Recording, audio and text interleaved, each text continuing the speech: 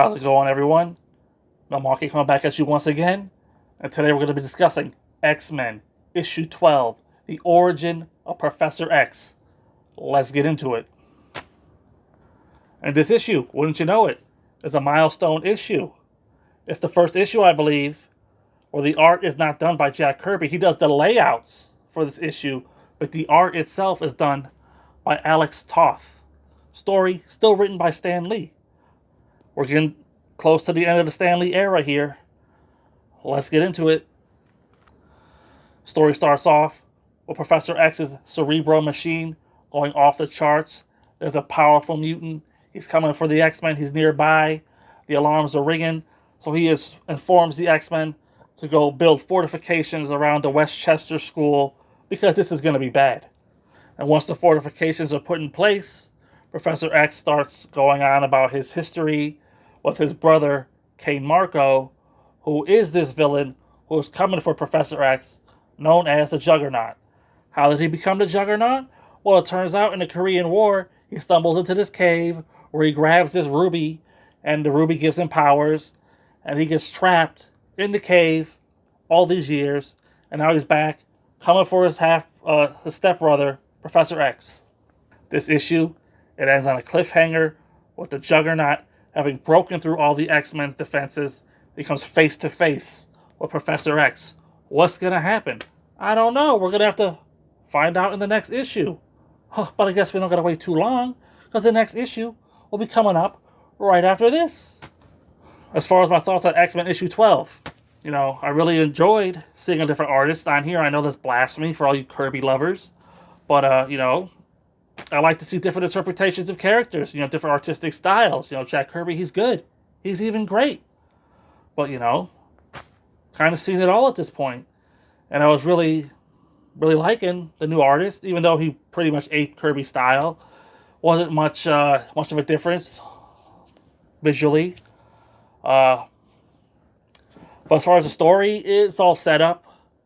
With the whole, as Juggernaut is breaking through the defenses, Professor X tells more of his story, from when his father died, and it was suspected he was, left to die by his stepfather, who then marries his mother, he brings his son into the mix, and the sons are always butting heads, but Professor Xavier was always better than Kane at everything, because Professor Xavier, he had that secret, he knew he could read minds and stuff, so it was an unfair advantage. He would play sports, and he knew when he was going to get tackled, so he would move out the way, and all this stuff, and he would win all these trophies, and Kane was jealous. So we fast forward to the Korean War, and they're both in the war, and this is where Kane sees his opportunity. He grabs the ruby, gets the mystical powers, but gets trapped doing so, and then he's just MIA ever since. But now he's back, and he's after Xavier. And the way the issue ends with him coming face to face with Xavier for the first time in a long time. Although, if we're thinking about it, this book was written in the 60s. Korean War was in the 50s. So, in universe, it probably wasn't that much time. But reading it here in 2024, it's damn, that guy was trapped a long time, right? But that's just not the case. So, for a setup issue, it's going to be a 3 out of 5. Not a lot of excitement here. Just set up for what's to come. And let's get into what's to come. We got X-Men, issue 13, written by Stan Lee. Layouts by Jack Kirby. Art by Jay Gavin. Where Walks the Juggernaut is what this issue is called. And it picks up right where the last issue left off. Let's get into it. Professor X, he retreats to his study and he puts on this metal helmet because he's going to supercharge his brain power, while the X-Men, they fight valiantly to try to hold off the approaching Juggernaut. One by one, the Juggernaut defeats the X-Men, and Professor X, while he's wearing this helmet, he's sending out brain waves across the city, and he comes into contact with Johnny Storm, the Human Torch. And at first, the Human Torch is nah, I'm being pranked, this could be Dr. Doom, sending me false signals, but eventually Professor X gets through to him, and the Human Torch flies to the school to help aid the X-Men. So anyway, with the help of Johnny Storm, the X-Men, they're able to get off Juggernaut's helmet that was blocking mental frequencies or whatever, so Professor X couldn't affect him. But once the helmet is off, He basically beats him down mentally, and thus the Juggernaut is defeated. And because Professor X, he's such a great guy, he goes ahead and he erases Johnny Storm's mind and sends him on his way. I mean, why's he got to do that? I understand. Well, I somewhat understand why, but it's like some villainous shit right here. You can't just be erasing people's minds and sending them back to the Fantastic Four. Eventually, that shit's gonna catch up with you. Hopefully, that's a story I'd like to read. X having an answer for his crimes. Maybe in some other era, huh? And the X-Men, they get pretty beat up, so Jean Grey ends up playing nurse and nursing them all back to health.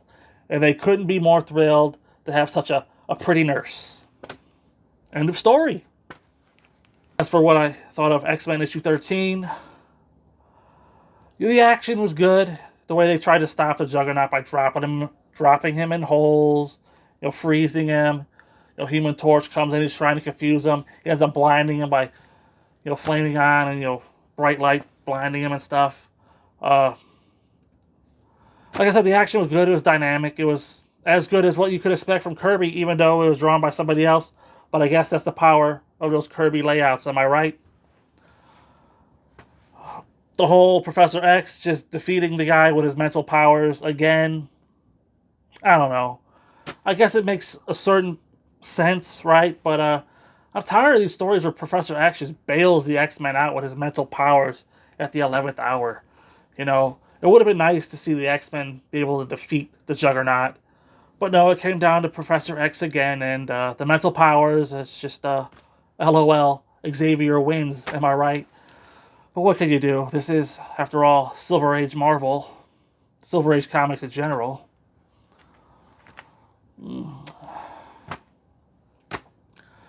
So yeah, that's the 2-part debut of the Juggernaut.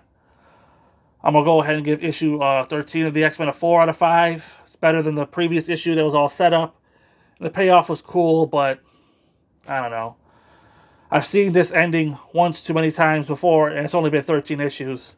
So I wasn't really that impressed this time around. So until next time, I'll see you there.